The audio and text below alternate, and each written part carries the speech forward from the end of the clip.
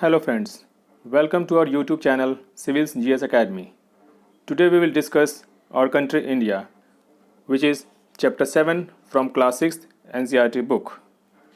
Let us start the chapter. India is a country of vast geographical expanse.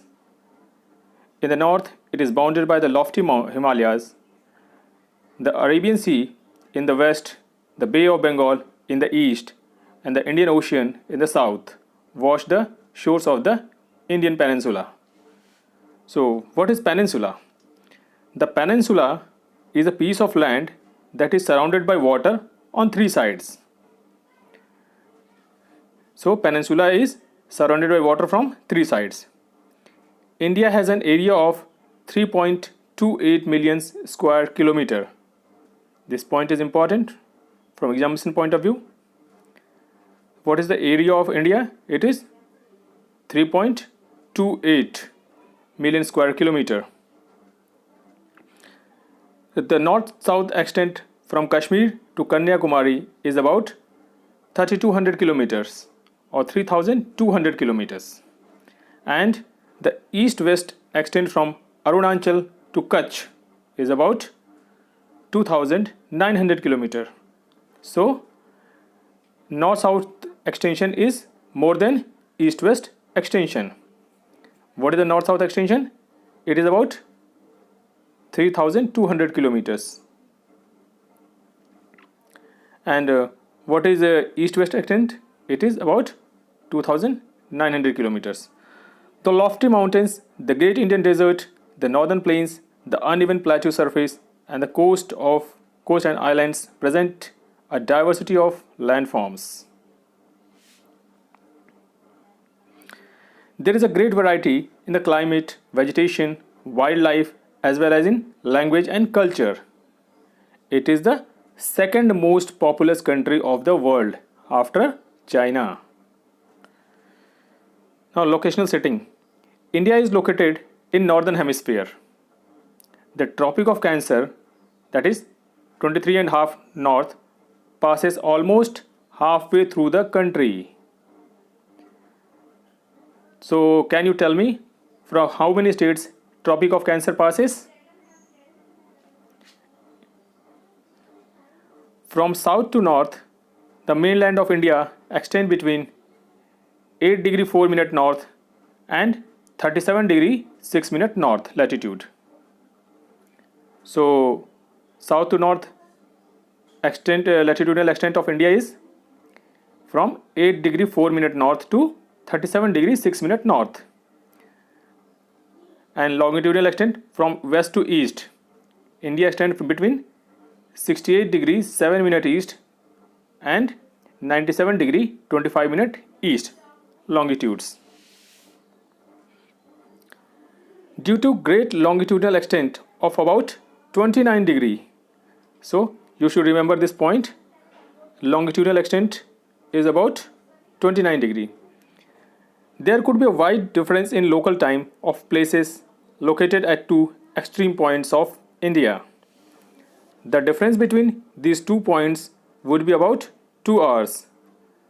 So, what is the difference between time at the east and west end of India? It is about 2 hours. The sun rises about 2 hours earlier in the east, that is Arunachal Pradesh, than in west, that is Gujarat. So, time difference is about 2 hours between eastern and western end of India. One interesting fact. Do you know large countries which stretch extensively from east to west do not have a single standard time for the whole country? The USA and Canada have 7 and 6 time zones respectively. So, how many time zones are in USA and Canada? Here, see, USA has 7 time zones and Canada has 6 time zones. Do you remember how many time zones are there in Russia? We have discussed this in earlier videos? Yes, Russia have 11 time zones. India's neighbors. There are 7 countries that share land boundaries with India. This fact has already been asked in many examinations, that India share its boundary with how many countries? It is 7 countries. Name are Afghanistan. See, Afghanistan is also connected with India if we consider the whole Jammu Kashmir as a part of India, including the Pakistan occupied Kashmir, because it forms boundary with Afghanistan. Then Pakistan, China, Myanmar, Nepal, Bhutan and Bangladesh. Sri Lanka is separated from India by Pak Strait. This fact has already been asked in UPPCS, that Pak Strait is between which 2 countries? Generally people think it is between India and Pakistan. But Pak Strait is between India and Sri Lanka. Political and administrative divisions. India is a vast country. For administrative purpose, the country is divided into 28 states and 9 union territories. Earlier, it was 29 states and 7 union territories. But Jammu, Kashmir and Ladakh became 8 and 9 union territory and removed from the state list. So, presently there are 28 states and 9 union territories. Physical division. In the north are the lofty snow-capped Himalayas. Himalaya means the abode of snow.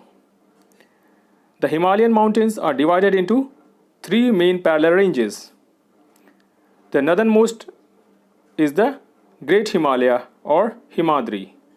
So Great Himalaya is also called Himadri. The world's highest peaks are located in this range. So Mount Everest is in Greater Himalaya. Middle Himalaya or Himachal lies to the south of Himadri. Many popular hill stations are situated here. So hill stations are generally in Middle Himalaya, like Shimla, Kullu, Manali, etc. The Shivalik is the southernmost range.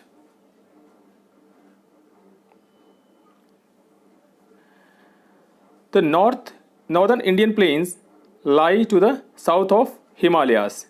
They are generally level and flat. These are formed by the alluvial deposits laid down by the rivers, the Indus, the Ganga, the Brahmaputra and their tributaries. This river plain provide fertile land for cultivation.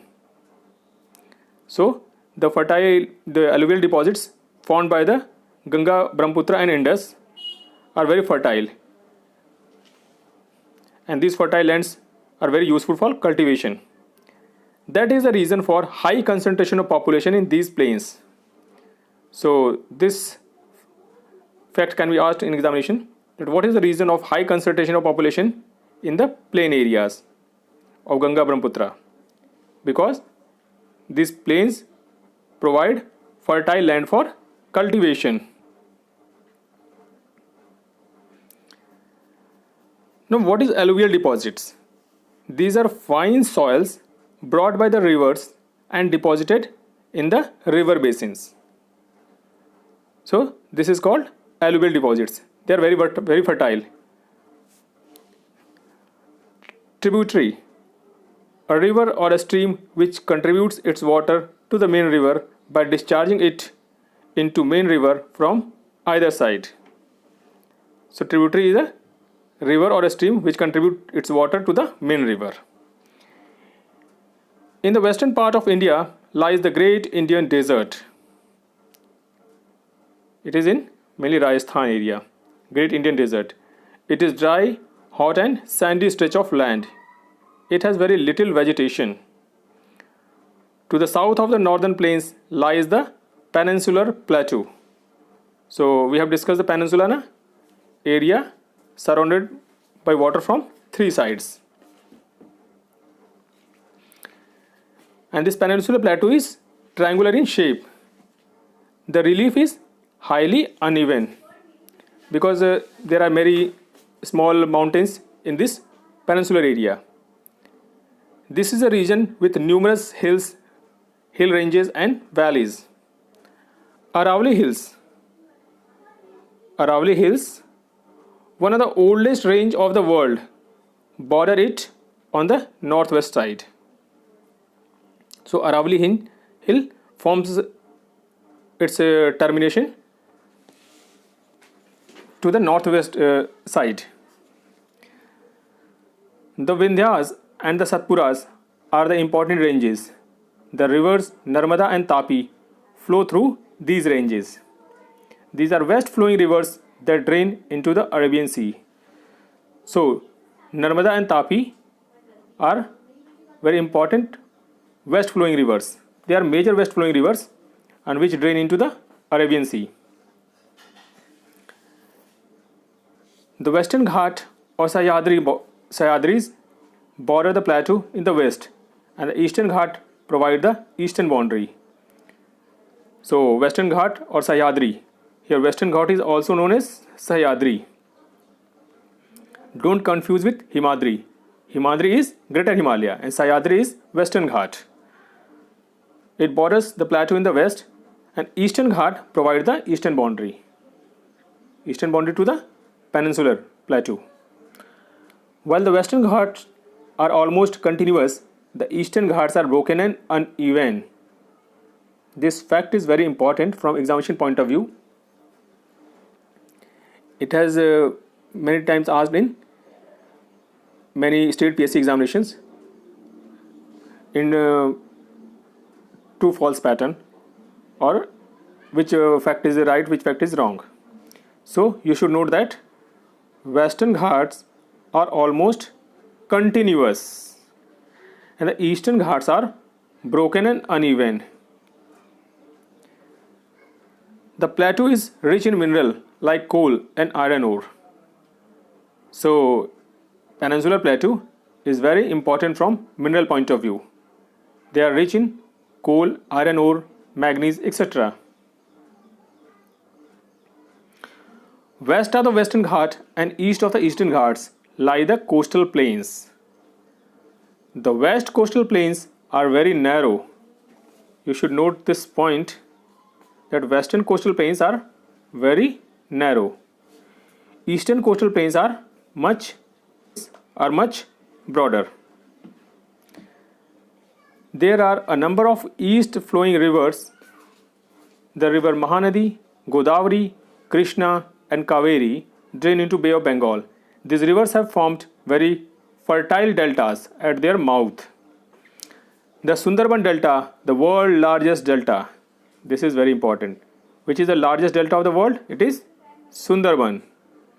Is formed where the Ganga and Brahmaputra flow into the Bay of Bengal. In the NCERT book. Corals.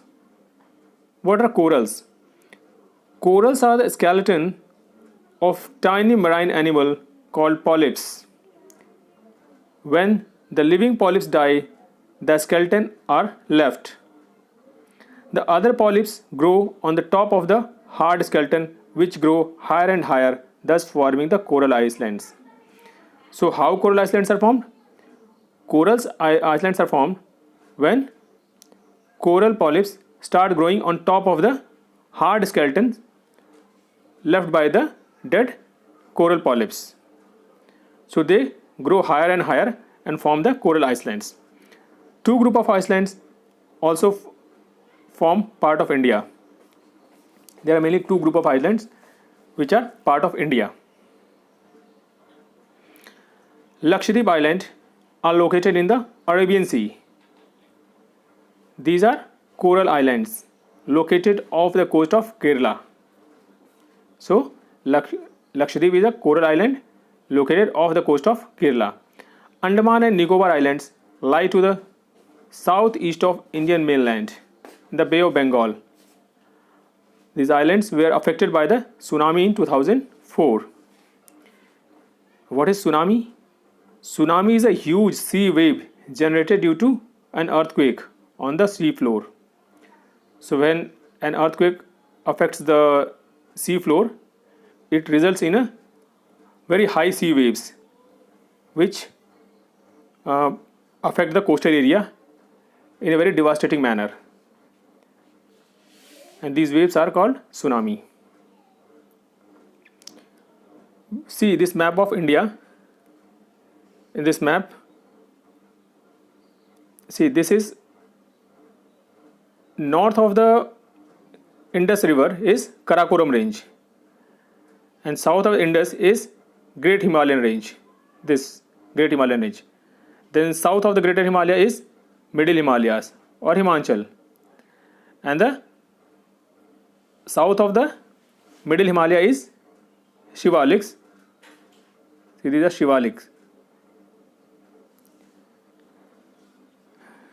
Now I will show you the Aravalli hills. See, this is Aravalli range,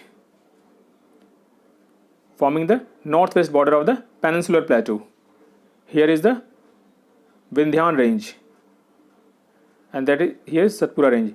Between Vindhyan and Satpura is west flowing river Narmada.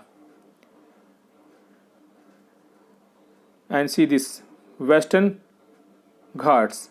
These are Western Ghats. West of the Western Ghats are coastal plains. See, these are narrower. And here is Eastern Ghats. See, Eastern Ghats are broken, not continuous, and Western Ghats are continuous. Western Ghats are continuous, while Eastern Ghats are in form of broken hills. And two group of islands. See, this is Lakshadweep Island, and this is Andaman and Nicobar Islands.